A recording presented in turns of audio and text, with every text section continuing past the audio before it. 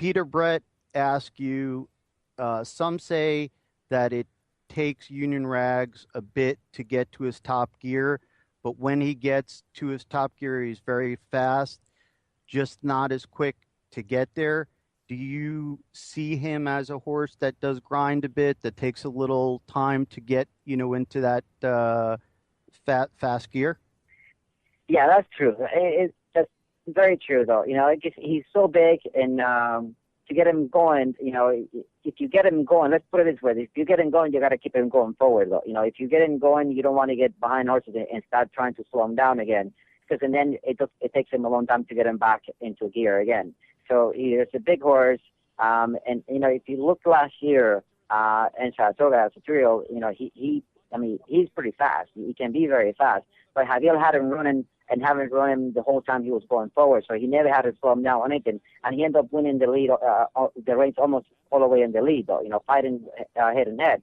So as long as you keep him going forward, I think he's okay. If you rile him up and he's running and you have to slow him down, and then, it's hard to get him back into a gear again. In terms of, this is from Senator L.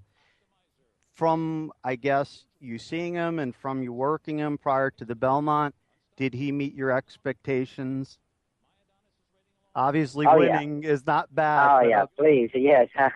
Yeah, it's funny because when I got on him, I actually, and watched him for a long time, like I said before, I loved him, and he was my competition. And I always thought, I'm going to have to find a really good horse to beat these horses, because I was not riding him. So I always thought, this is definitely a very good horse. And then I went to work him, and I was very impressed the way he did it. I was impressed the way he handled himself. And I was very, very pleased that I got on him, though, and then come in and win in the Belmont. It was so, it's incredible, It's definitely. It's like a dream, right? Exactly. Yeah. Yeah. Too good to be true. I just exactly. have one last question. It's something that I just started looking into, and I was wondering if you or the jockeys in the jockey room have discussed it at all. The Jockey Club came out with some new program where they're going to be looking into horses that may be prone to injury or prone to, I guess it would be breaking down or something in that vein. And I've read some articles on that. Has that gone far enough where you have looked into it, or any of the jockeys looked into that? Well, and in my case, obviously being the president of jockeys, still we've been looking into every data that we can possibly have, and obviously looking on the problems with all the breakdowns and everything. So we're trying to do get together with the industry and try to get the best data that we can possibly have to try to so those accidents doesn't happen, basically, so to prevent accidents and to do what's best for the horses and obviously for racing as well. So we're working hard on that, and hopefully we can get together with the whole industry and obviously the whole United States, obviously with all the different states, they have different rules and regulations that probably we need to have some sort of uniform rules and regulations so everybody's on the same page, and hopefully we can have this data for the horses and for the safety of everyone. So obviously the horses and the jockeys, we are the ones on top, so something happens to the jockeys after the horse, the jockeys on top of it as well. So the better data we get, the better it's going to be for racing.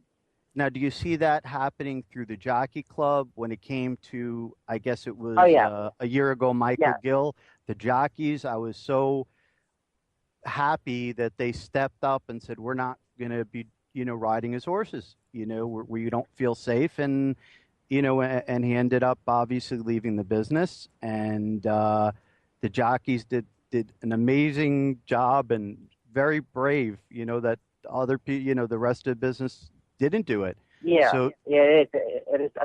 Obviously, when things happen more often than not, so if something is there, so you have to take the step and try to, make it what is safe for everyone. Though, one horse falls and everybody else falls behind. So it's not just one horse there. So it's not a one horse race, obviously. So when things happen like that for certain people, certain trainers, doesn't matter this, then you have to look it up and see what's happening. You have to investigate and see why is it happening. So, but Well, yeah, they're screwed up definitely, and hopefully we can continue doing this and find better ways that we can watch out, for the horses and safety.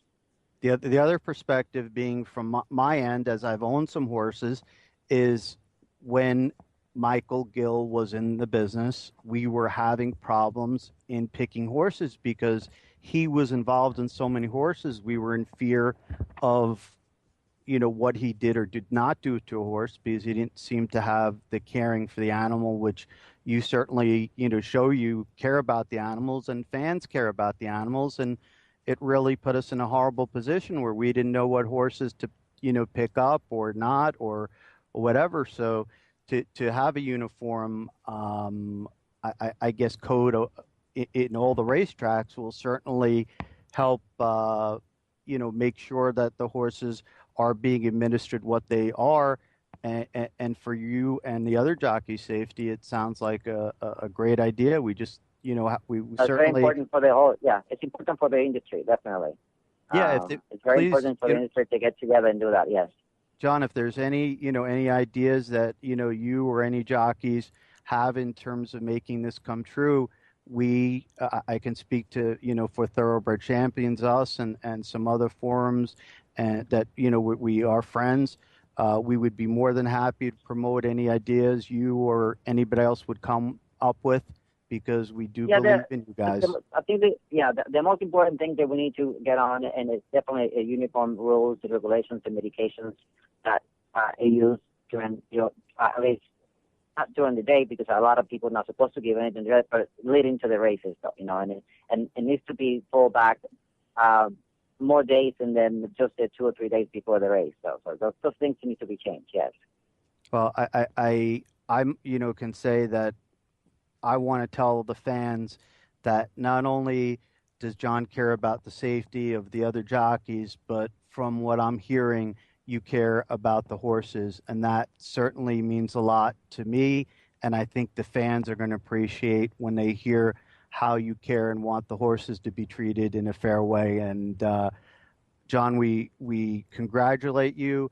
And not only that, we appreciate your caring about the horses because all fans obviously love their wonderful, beautiful animals. And to watch you ride is kind of like watching a Broadway show or watching art. You're just one of the best out there.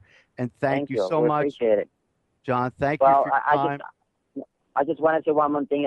So the fans know. So I grew up around horses all my life since I was a little boy. 5, 6 years old. So I have a passion for the horses. There's a love for me, and this is what I do for a living. But it was a love for the horses that got me into horse racing and everything. So the business came afterwards, but I still have the love and the passion for the horses.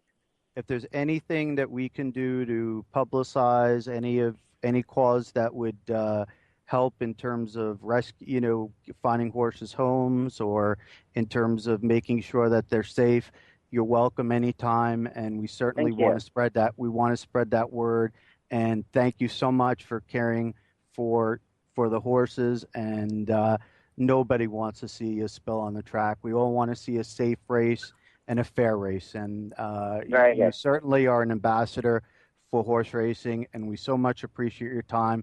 And anytime you're welcome on our airwaves because you're a gentleman. Thank you so much, John Velazquez. And again, congratulations. Thank you. Have a wonderful day. No, you too.